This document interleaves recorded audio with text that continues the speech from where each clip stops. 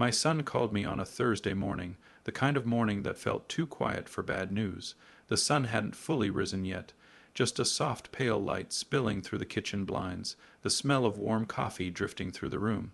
I remember stirring the cup, watching the little spiral of cream turn like a slow whirlpool, when my phone buzzed on the counter. "Dad," he said, almost casually, "I forgot to book your ticket." I didn't speak for a moment. The spoon in my hand stopped moving. He said it again with a nervous chuckle, as if it were a small mistake, just a mix-up, just a line on his to-do list that slipped past him. But it wasn't just a ticket.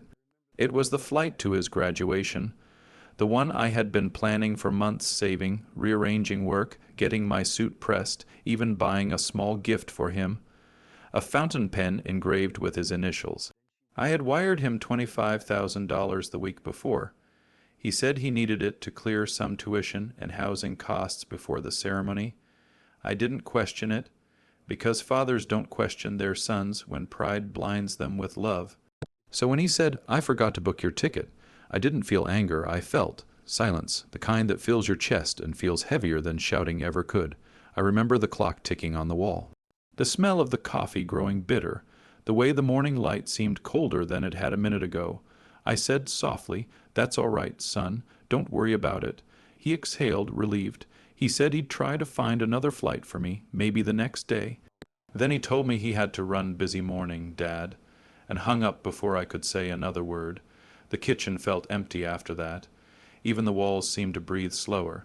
I sat down and looked at the chair across from me, the one he used to sit in as a boy, swinging his legs, telling me about science projects and baseball games. Now, that chair was just a piece of furniture, a quiet reminder of something I couldn't quite name. Maybe that's when it started to dawn on me, how easily love can turn into trust, and how easily trust can turn into debt. That afternoon, I opened my bank app. The transfer had gone through, just as expected, $25,000, gone without hesitation. No return message, no update, just silence, and somewhere deep down, beneath the stillness, I began to feel the first tremor of something old. Not anger, not disappointment. Just that strange ache you feel when the person you raised starts to look a little less like the child you remember, and a little more like a stranger wearing his smile. I closed my eyes and tried to remember the last time we'd really talked, not about bills or tickets or deadlines, but talked. I think it was 3 years ago, before his mother passed, back when there was still laughter in our house, and hope didn't feel like a burden. After the call, I went for a walk. The sky was gray, heavy with the scent of rain. The sidewalks were quiet, just the rustle of leaves brushing against fences. I walked past the park where I used to teach him to ride his bike. I could still hear his little voice echoing, "Don't let go, Dad." And I smiled a tired, private smile because that's what memories do. They hurt and heal you in the same breath. When I came back home, the mail was waiting. Bills, a flyer for a cruise I'd never take, and a postcard from my sister. She wrote, "Proud of him, you must be over the moon." I left it unopened on the counter. That night, I sat by the window with the lights off, just the glow of the city outside, the kind that flickers like it's breathing. I thought about my son's voice that morning, the hesitation before he said the words, the distance that had grown between us without either of us noticing, and maybe somewhere deep inside I already knew. It wasn't about the ticket. It wasn't about the money. It was about something much simpler and much sadder, that my son had stopped seeing me as a father and started seeing me as a resource. I poured myself another cup of coffee, though it was far too late for it, and I whispered to the empty room, "I hope you got everything you needed, son." The next morning I froze his cards, not out of spite, not out of anger, but because I needed to stop the bleeding, because somewhere between being a provider and being a parent, I had forgotten how to protect myself. I called the bank. The woman on the line had a soft voice. She asked if it was a fraud case. I said no, just correction of a mistake. She paused, maybe sensing something beneath my tone, then said, "All right, sir, it's done," and it was. I felt lighter, strangely, as if I had pulled a splinter that had been buried for years. The wound still there, but finally able to breathe. I didn't call him. I didn't explain. I just sat by the window again, watching planes slice through the morning sky, their trails vanishing into clouds, like promises that never quite reach where they're meant to. That evening I booked my own ticket. Not to his graduation, but to somewhere I'd never been, first class for the first time in my life. It wasn't about luxury. It was about reclaiming something small, a sense that I still had control over my story. I remember leaning back in that wide leather seat a week later, the plane humming softly, the stewardess offering me a glass of orange juice. I looked out the window, and for the first time in months, maybe years, I didn't feel guilt. Just stillness, just peace. The city lights below began to fade, and I whispered to myself, maybe it's time he learned what distance really feels like. As the plane rose into the clouds, I didn't tell anyone, closed my eyes. Where I went, not even for the first time in a long while, the airport I let the silence feel like freedom. I remember stepping out, the soft hum of taxis, the cold wind brushing against my collar. It felt like stepping into a life I didn't have to explain. I checked into a small seaside hotel, the kind of place with faded wallpaper and polite silence in the hallways. The sea was just beyond the balcony gray, endless, steady. Every morning I'd wake before sunrise, sit by the window, and listen to the waves breathing against the rocks. For the first few days I didn't check my phone. There was something sacred about the stillness, about not knowing, not reacting, just being, but peace has a way of testing you. It waits until you start to believe in it, then it knocks quietly, persistently. On the third day, I finally looked at my messages. There were 12 missed calls from my son. 3 voicemails, each one shorter than the last. The first one sounded confident. Hey, Dad, I think there's a problem with the bank. My card's not working, can you check on that?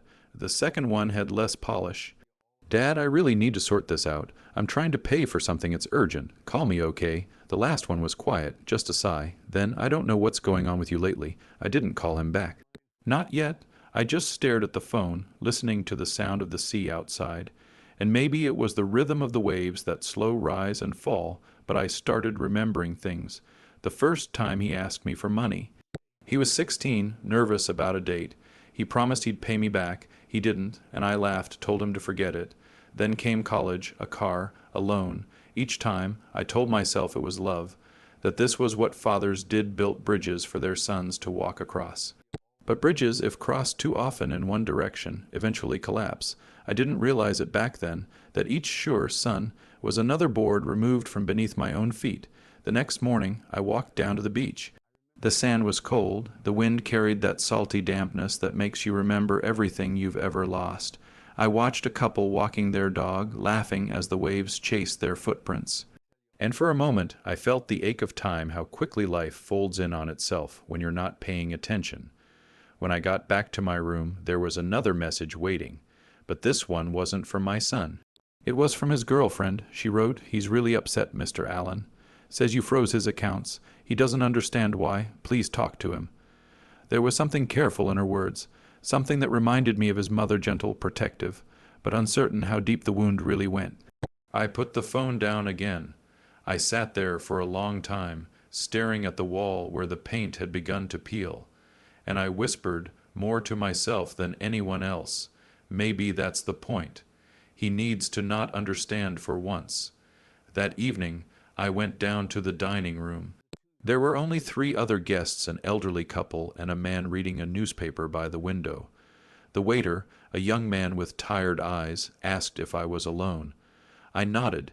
He smiled in that quiet, sympathetic way people do when they sense loneliness but don't name it. He poured me a glass of wine and said, "It's a good night to let go of things." I didn't respond, but his words stayed with me. Let go of things. It sounded simple, but letting go is never simple. It's a slow, unlearning process. A peeling away of habits disguised as love. After dinner, I walked along the shore again.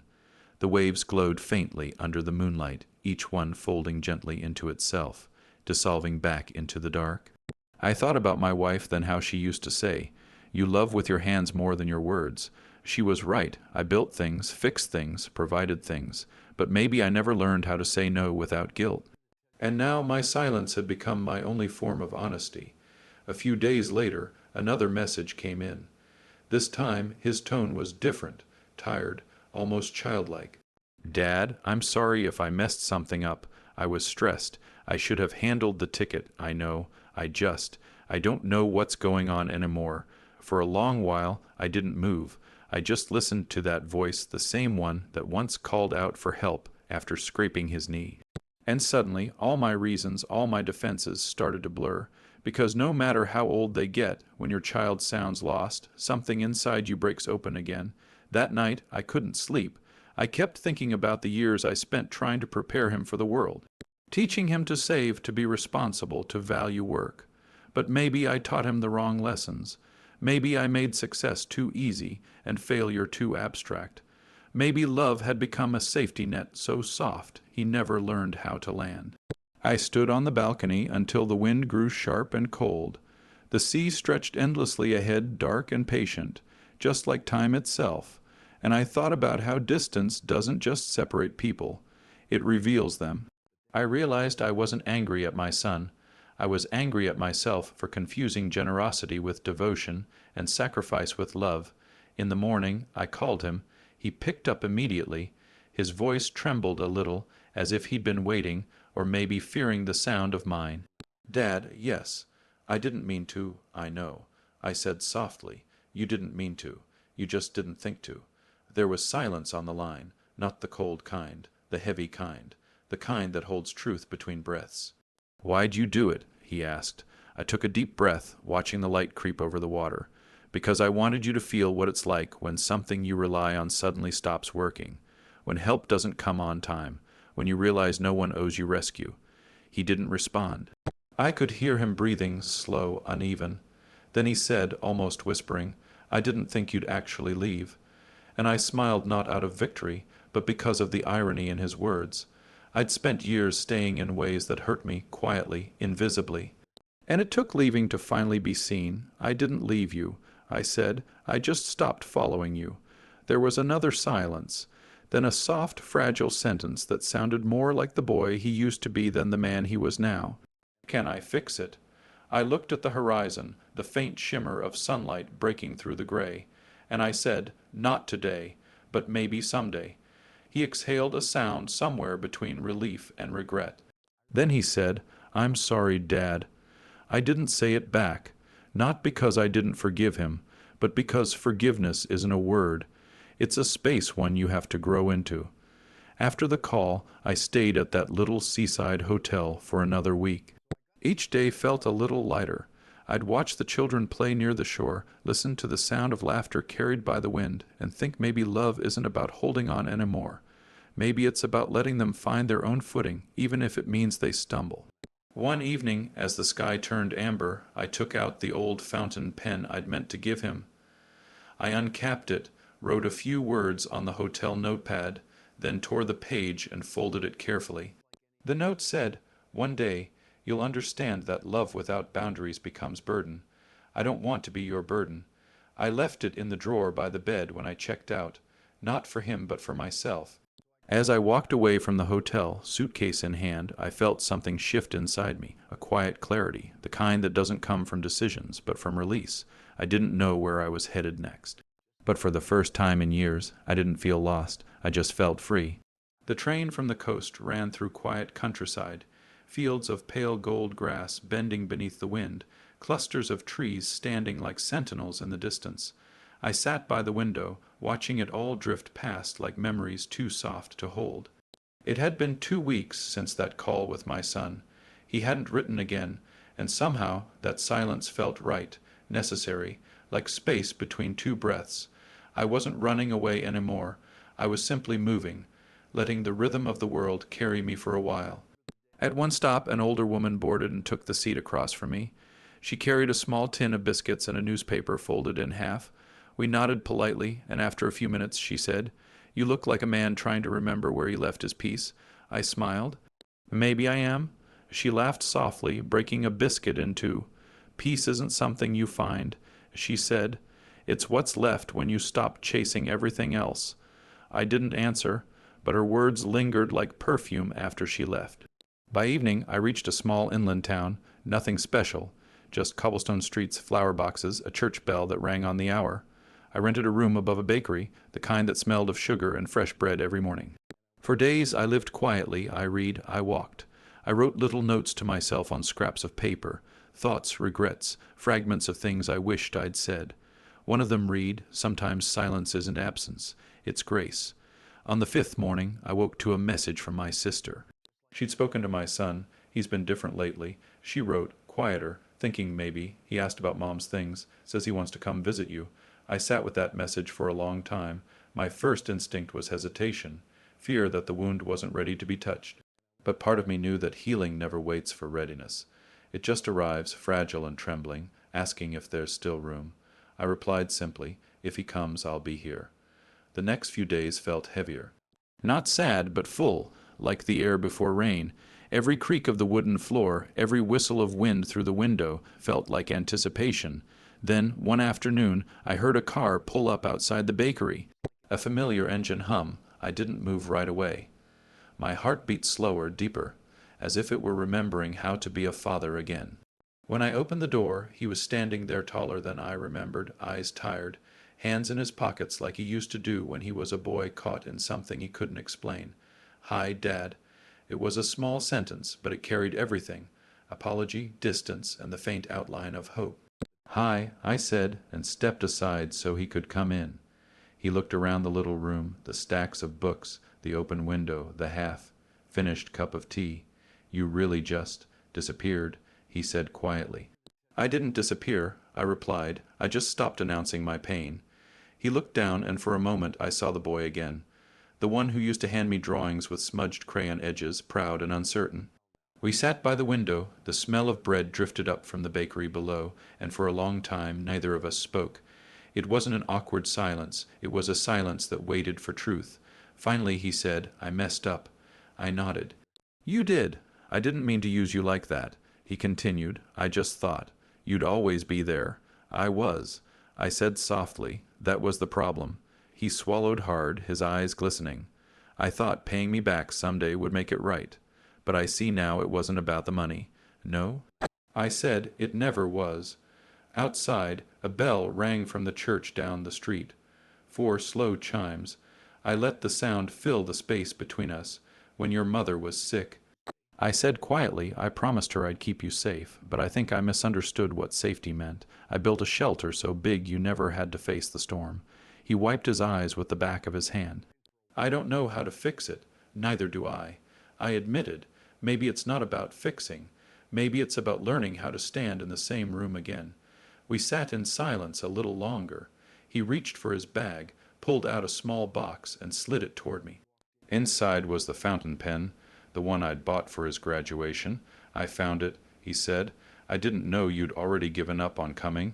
I smiled faintly. I didn't give up. I just gave space to something that needed it. He looked away, blinking hard. "I sold some things," he said after a moment, "paid back what I owed. It's not everything, but it's a start. I don't need it back." I said, "I just need you to remember that what we build in trust takes years to earn and seconds to lose." He nodded. Then, almost in a whisper, he said, "I miss her, Dad." That broke something open inside me, gently, not painfully, like ice melting under sunlight. "I do too," I said. We both stared out the window, the light fading into gold. It was strange, how grief and forgiveness sometimes wear the same face, how both make you softer than you were before. After a while I asked, "Do you still have the key to the old house?" He nodded. "Yeah, then maybe," I said, "it's time we go home." He looked up, unsure. Together, I said. That night we drove in quiet. The road wound through fields and towns, headlights sweeping across forgotten signs and sleepy farms. Neither of us needed to fill the air with words. The silence between us wasn't heavy anymore. It was healing. When we reached the house, the porch light was still their dim dust, covered but steady. He unlocked the door, and the familiar scent of old wood and time greeted us. In the living room, a framed photo of his mother still stood on the mantel, smiling that knowing smile she always wore when she saw something before we did. He sat down on the couch, head in his hands. "I don't deserve this," he said. I put a hand on his shoulder. "None of us deserve grace." I told him, "That's why it's grace." He nodded slowly, tears quiet on his face. I walked to the window, looked out at the yard where he used to play. The swing was still there, a little rusted, swaying in the night breeze. And I thought to myself how strange life is, how it circles back, not to repeat itself, but to show you what you missed the first time." Behind me, my son whispered, "Thank you for coming back." I turned, smiled faintly. I never really left. I said, "I just needed to remember who I was without you." He stayed the night. We talked little. But there was a warmth again, quiet and fragile, like the first day of spring after a long winter. The next morning, as sunlight spilled into the room, I brewed coffee for both of us. He took a sip and said, "You know, it tastes just like when I was a kid." And I laughed softly. Maybe some things don't change after all.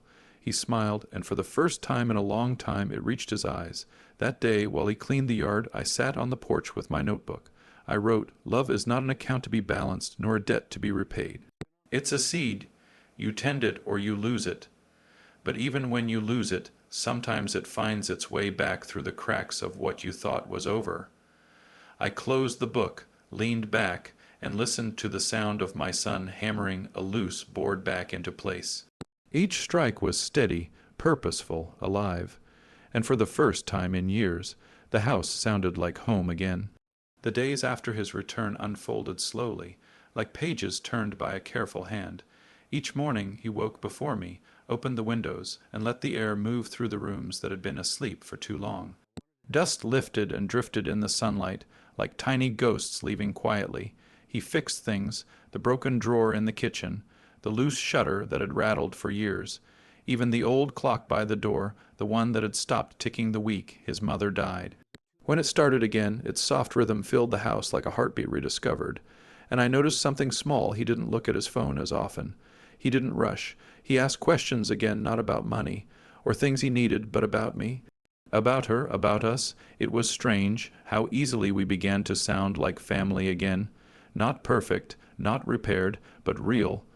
One evening, as the sky deepened into the kind of blue that hides secrets, we sat on the porch in silence. The crickets hummed, a dog barked somewhere in the distance, and he said, almost to himself, "I didn't know how lonely I'd made you." I didn't answer right away. There was no need to rush toward pain any more.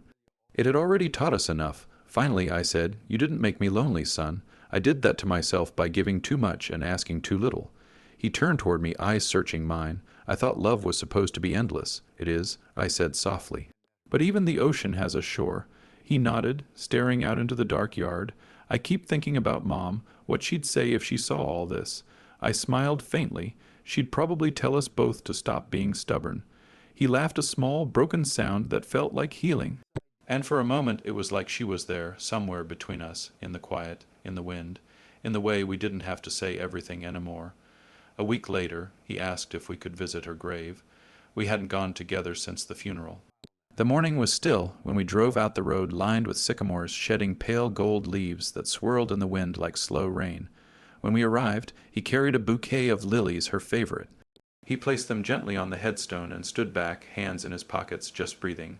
For a while we said nothing, only the rustle of leaves and the low hum of the world around us. Then he whispered, "I'm sorry, Mom." And the words seemed to dissolve into the air, carried somewhere she could hear them. I closed my eyes and whispered too, but not an apology, just gratitude, for the years we had, for the lessons she left behind, for the way her absence had quietly shaped us into who we needed to become. When I opened my eyes, he was crying quietly, unashamed, and I realized how long I'd waited to see that kind of honesty in him again. We stood there a while longer before walking back to the car. He didn't look at me, but I could feel the change, something inside him softening, opening. Halfway down the road, he said, "I don't think I ever understood what you lost." I glanced at him. "We all lose different things, son. I lost a wife. You lost a mother. But grief doesn't compete, it just changes shape until you finally learn to live beside it." He nodded. "I think I'm starting to understand that." Back home, he began talking about moving closer. Not into the same house, he wanted his own space, but nearby. He said he'd found a job that didn't require constant travel, something stable, grounded. He laughed when he said it, almost embarrassed. "Guess I'm finally slowing down." I looked at him for a long moment and said, "No, you're just arriving." And that made him smile in that quiet, grateful way that makes a father's chest ache with both pride and relief. That evening we had dinner together. Simple food stew, bread, a bottle of wine I'd been saving for no reason. Halfway through, he reached into his pocket and slid a small envelope across the table. "Open it," he said. Inside was a plain ticket. My name printed in bold, destination, the same city where his graduation had been. "I don't expect you to come," he said quickly, "but I wanted to show you that I learned something. This time I booked it myself." I looked down at it, then up at him. He was smiling, nervous and proud, like that little boy again showing me his first report card. I nodded slowly. "It's a good ticket." He grinned. "Yeah, non-refundable, too." We both laughed a real laugh, deep and unguarded. And I thought maybe this was what forgiveness really looked like, not forgetting, not erasing, but choosing to stay when the air between you finally feels safe again. Later that night, when he went upstairs, I sat alone for a while, just listening to the creaks of the house settling around me. The air smelled of rain again, the same scent from that morning months ago when he'd said, "I forgot to book your ticket." Funny how life circles back like that. How the same smell can mean something entirely different now. Back then it smelled like disappointment. Now it smelled like release. I took out my notebook and wrote one last note before closing it for good. Forgiveness is not about who was wrong. It's about who's ready to begin again. I placed the pen down beside it, the same fountain pen, polished now, ink still flowing, and I realized I didn't need to give it to him anymore, because what I wanted to say, he was already starting to live. A few days later, I drove him to the airport. He hugged me longer than he ever had before. When he pulled away, there were tears in his eyes, and he said, "Thank you for not giving up on me." I smiled. "I did give up, son. I just didn't stop loving you." He looked at me a little confused, a little humbled. Then he nodded slowly, as if understanding that love and distance can live in the same heart. When he disappeared into the terminal crowd, I stood there a while, watching until he was gone. Then I whispered under my breath, "Safe travels, my boy." The same words I'd said 1,000 times before, but this time they carried peace instead of worry. That evening I sat again on the porch as the wind turned cool and the stars began to blink awake. The clock in the hallway ticked softly behind me, steady and sure. And for the first time in years, I didn't feel like a man waiting for something. I felt like a man who had finally arrived. It's been 6 months since he left that morning. The house has settled into a new kind of silence. Not the heavy kind, not the one that presses on your chest and reminds you who's missing, but the lighter kind. The kind that simply exists, like background music you've finally learned to live with. Every few weeks a letter arrives, not an email, not a text. A real letter folded neatly, written in the same looping handwriting I used to scold him for when he was 10. He always starts the same way. "Hey, Dad, hope the porch light's still working." And every time I read it, I can almost hear his voice slower now, steadier, as if life finally taught him that not everything worth having needs to be chased. He writes about small things, how he cooks on Sundays, how he walks to work, how he stopped checking his phone at dinner. He says he's learning what stillness feels like. Sometimes he tells me about people he's met: an old man at the coffee shop who lost his wife, a neighbor who grows tomatoes on his balcony. He writes about them with a softness I never thought I'd see in him again. At the end of every letter he signs the same 3 words, "See you soon," and though I don't know when that will be, I believe him. One afternoon I was cleaning the shed when I found his old bicycle, the blue one with the bent handlebars and the paint faded to silver. It still had the small dent on the frame from the day he fell off and cried until I promised to never tell his mother. I ran my hand over the cold metal, and for a moment I saw him again, 8 years old, eyes bright, shouting for me to let go because he could ride on his own. I did let go. He fell, and then he got up again. That memory stayed with me all day, because maybe that's what being a parent really is: a lifetime of letting go, watching them fall, and trusting that someday they'll learn how to balance without you. That evening I walked down to the lake behind the house. The water was still dark glass reflecting the sky's fading gold. The same lake where he'd once thrown stones, where we'd fished, where his mother used to sit and read until sunset swallowed her words. I sat on the old bench by the shore and closed my eyes. The air smelled of pine and earth and something else, something familiar, like the soft echo of everything I'd ever loved and lost. I thought about the years that had slipped by, about how many of them I'd spent trying to teach him, when maybe what I should have done was simply understand him. But I also thought about how forgiveness doesn't erase time, it transforms it. It turns regret into remembrance and distance into perspective. The wind moved gently across the water, and for the first time in a long time I didn't feel alone. A few weeks later I received another letter, but this one was different. It wasn't just from him. It was signed by both my son and a woman named Lena.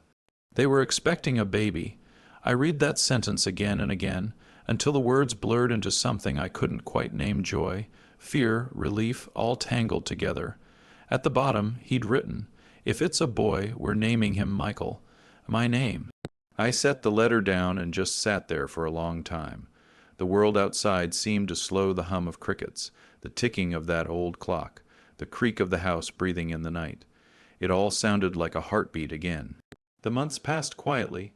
I fixed up the guest room new curtains, a crib in the corner, a small stuffed bear on the shelf. I told myself I was just keeping busy, but deep down I knew I was preparing for something sacred. The first time I saw my grandson, he was asleep in my son's arms, tiny, pink, peaceful. My son looked up at me, his voice trembling as he said, "Dad, I get it now." That was all, no apology, no explanation. Just those 4 words, and they were enough. Because in that moment I saw it the full circle. The same look in his eyes that I must have had when I held him for the first time. The same fragile mix of fear and awe, the quiet realization that love isn't something you own, it's something you learn to carry carefully, day by day, moment by moment. I placed my hand on his shoulder. "You'll do just fine," I said softly. "You already are." He smiled, tears catching the light, and for the first time in years I felt something deep and steady inside me finally settle into peace. Now, in the evenings, I still sit on that same porch. The light hums softly above me, the one he always mentions in his letters. Sometimes, when the wind moves just right, I can almost hear faint laughter, hers, his, maybe even the baby's echo carried through the air like a promise that nothing truly ends.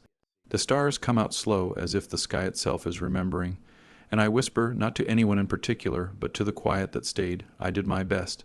And somewhere deep inside, I think I finally believe it. In the end, life didn't give me what I expected. It gave me something quieter, something real, a chance to forgive, a reason to stay, and a reminder that love, no matter how battered, no matter how tested, always finds its way home.